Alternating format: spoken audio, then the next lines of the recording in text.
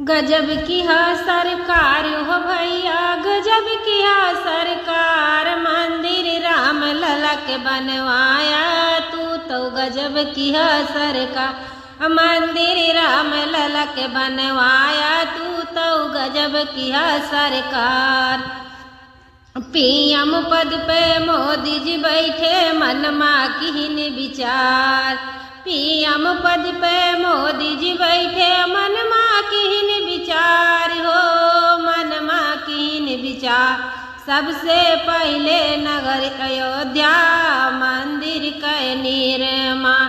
सबसे पहले नगर अयोध्या मंदिर के निर्माण। बनाए मंदिर आलीशान, तू तो गजब किया सरकार। बनाए मंदिर आलीशान, तू तो गजब किया सरकार। कितना माई के लाल गए हैं, कितने बहन के भाई।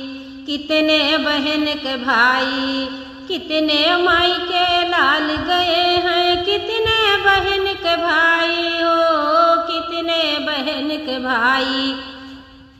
92 मामर भाई तो खून की नदियाँ बही जाई हो, खून के नदियाँ बही जाई हो।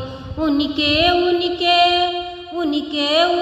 सफल किया कुर्बानी, तू तो गजब किया सरकार। तू तो गजब किया सरकार। मंदिर राम लला के बनवाया, तू तो गजब किया सरकार। उमा भारती न्यारा लगाई, कर सेवक के साथे हो, कर सेवक के साथे हो। राम लला हम आएंगे, मंदिर वहीं बनाएंगे। राम लला हम आएंगे, मंदिर वहीं बनाएंगे।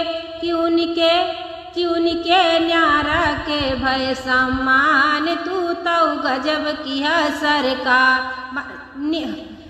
उनके न्यारा के भय सम्मान, तू तो गजब किया सरकार। सरकार कई बरसों से राम लला के मिल रहा था वनवास हो, मिल रहा था वनवास हो। फिर से उनके महल बनवाए, आई मोदी सरकार हो, आई मोदी सरकार हो।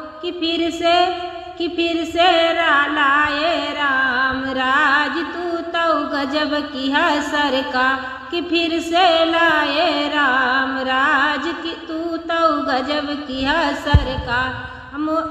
गजब किया सरकार हो भैया, गजब किया सरकार।